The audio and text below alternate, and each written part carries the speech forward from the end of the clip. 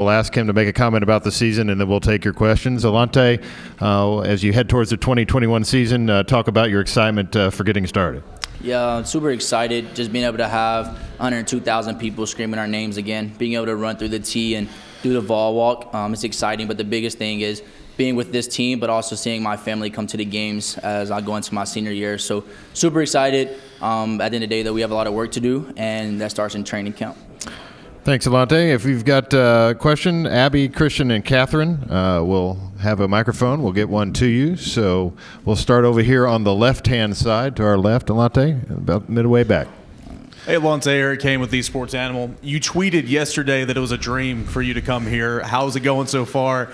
And a lot of new defensive players since spring practice ended through the transfer portal. How are they gelling with the defensive staff and players right now?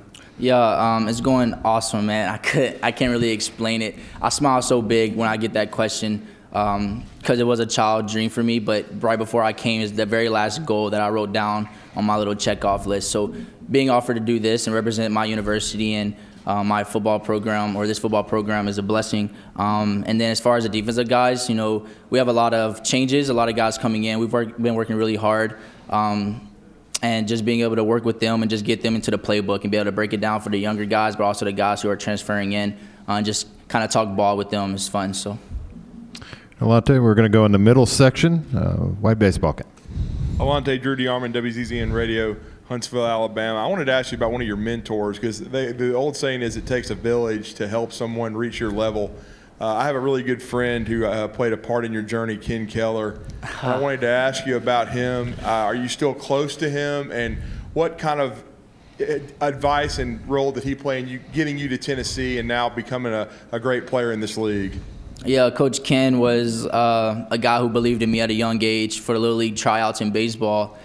So he picked me up and he kind of told me the whole story with that. But then I didn't know that he was an Alabama fan. And back then I wanted to play baseball. And I never really cared about playing football, even though I did play it. And so he was like, what kind of fan are you? Like, what's your favorite college football team? And I told him Alabama, I guess, because I didn't really know.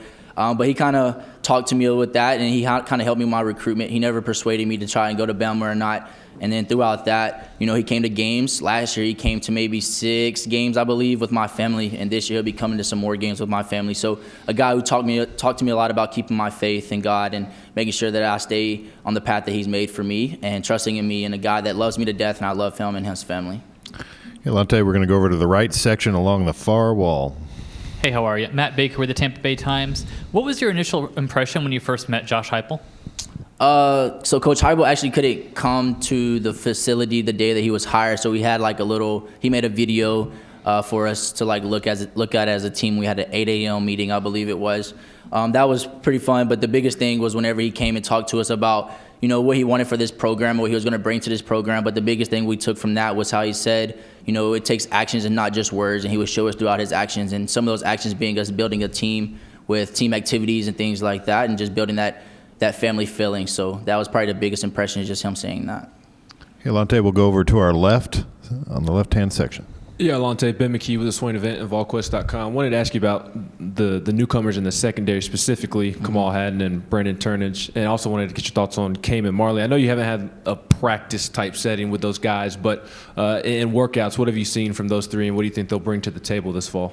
Biggest thing I could say is hard workers. Those guys come to work every day. I work out at 7 in the morning with Brandon, and me and him have a lot of conversations about where he just came from and things like that. But just seeing how hard he works and how dedicated he is to what he's doing is fun. But at the end of the day, you never know much about a player until you get kind of thrown into that fire. So rather it be scrimmages, rather just be normal practice. So looking forward to just going to work with those guys and helping them learn the playbook as best as I can as a leader for them. Here we're going to go in the middle of this center section. Scott. Hi, Alontae. Scott Rabalais from the Baton Rouge Advocate. Obviously, having a new coach usually means a rebuilding process, but being a senior, obviously there's an urgency for you to want to win right away this year. What encourages you, or what has you optimistic about the season that you guys could win this year, or at least maybe exceed the expectations maybe people have for the program? Yeah, I have a lot of faith in this team. I've been playing with this team for a very long time, as you mentioned, and I see the hard work that we put in. At the end of the day, college football is a thing where anything can happen. So I have a lot of faith in our team, and I have a lot of faith in these coaches, and I just pray that, you know, we we trust in them, and we just keep going as far as they want us to go, and we just work hard in the weight room. And by doing that, it comes with leadership, and it comes with just like our own team, not just the coaching staff. So just looking forward to that and just trusting in our team, because I see what they can do, and I just hope that we can just show that to the world. Okay, we're going to go on the left aisle of the center section. Hey, Trey Wallace, Rocky Top Insider. Alontae, what is big for you when it comes to starting fall camp? Going to be doing in the morning, trying to get off to the right start with the defense. What are your expectations for the rest of the group as you guys get going? I would say consistency. Camp's long, camp's hard. Just making sure you keep that same energy and that same passion from the first day of camp to the last day of camp. Okay, we'll go right here in the center section, second row. Hey, Alontae, Joey Blackwell, BamaCentral.com. The third Saturday in October is Rivalry. It's been on Alabama's favor the past few years. For you personally, as a senior, what does that rivalry mean to you, and especially with a new head coach? What are your thoughts on this year's game? I hear about that all the time. The big rivalry with Bama, and what does it mean to me? At the end of the day, all games is just as important as this one game. So I don't really look at it too much weight to put on my shoulders as far as going out there and to perform. You want to perform the best that you can, whether you're playing Alabama or you're playing a smaller team. So week in and week out, just making sure we just bring our best foot forward. And what pushes me every day with that is just working with these guys and just letting them know, hey, everyone talks about Bama, everyone talks about Georgia, everyone talks about Florida, whoever it may be, but that first game is just as important as a Bama or Florida game, playing Bowling Green. Alontae, we're going to go over here to our right along the wall. Alontae, Gentry Estes, Tennessean.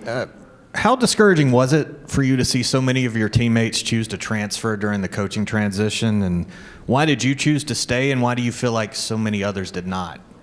I wouldn't say it was discouraging.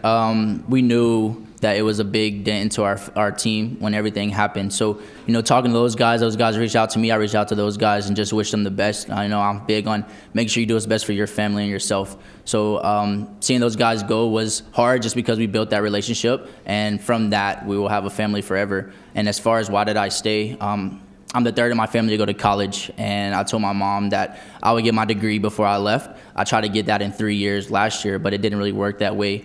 But that was one reason, and the second reason was this is my state. I'm from the state of Tennessee, and the University of Tennessee means a lot to me. Wearing orange and white is a privilege, and it's bigger than me, and wearing that power T on my chest is bigger than me. So staying here and going somewhere else were never really too hard of a decision to make. I knew I wanted to stay at the University of Tennessee, and I tried to keep as many people here as I could. And those who left, like I said, I don't have any hard feelings for those guys. I wish them the best. Okay, we'll go right down in front of us, Alontae, right in the front row.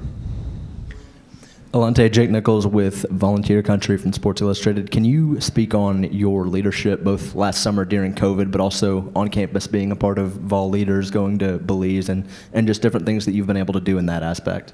Yeah, so my leadership role has grown a lot since I was a freshman. Being able to be a part of the SEC Football Leadership Council, being vice president for SAC at the University of Tennessee, and then going through a Vol Leader program where it's a year-long program where you learn more about your leadership skills and then ways that you can grow as a leader.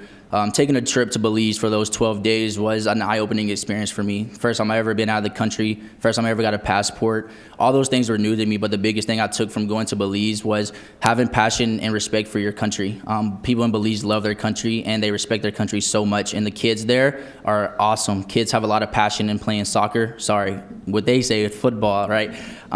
So coming back here was a big eye-opening experience for me, and it just allows me to respect what I have going on here, but also being able to share how I grew as a leader for my team. And during COVID, it was really hard to lead just because we were on Zoom, but the biggest thing was just staying in contact with everyone and making sure they're on top of the things that they need to be on top of, rather be school or rather just be making sure that they're working out, eating right, and also like mental health, making sure that their mental is fine, and that, just keeping them positive that we'll one day get to play college football again.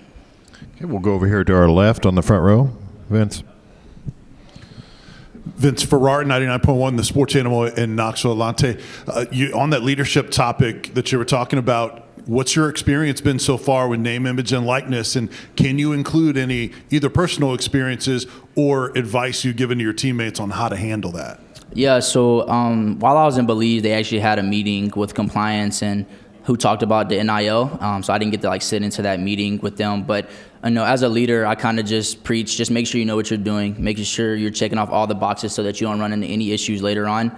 But for me personally, for the NIL, I've had a lot of opportunities with that, but I actually haven't tapped into any of those things. I'm really focused on just making sure I'm healthy and making sure that, I'm going into camp the right way. But the biggest thing is making sure that my team is ready for camp. I'm not so focused on how much money I can make on my name right now. I'm more so what can my team do so that we can be the best team come the fall.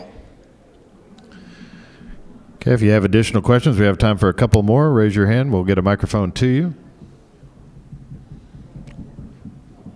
All right, we'll take one final one over here from Vince. Alontae, on the quarterbacks, that's always been a leadership position. How important do you think it is to get clarity at some point at that position to have one person kind of help you lead in that such a critical position? I feel like when you have a group of quarterbacks like we have, it's really hard to just say we need to have a clarity of like who our quarterback's going to be, because all of them are great quarterbacks, all of them are smart guys, respectful guys, and they're all leaders on our team. So just make sure that they're working hard, make sure we stay on top of them. As a corner specifically in their passing game, being able to go talk to them, what do they see, what do I see, things like that could help them out as far as bettering their game is probably what's most important to me. But at the end of the day, I don't think rushing to figure out who your quarterback is going to be is a smart thing. I feel like just let it play out, let every guy work as hard as they can, and may the best man win. But at the end of the day, our quarterback room is big, it's deep now, and I feel like they all respect each other. Alontae, thanks for your time. Good luck this season. Thank you.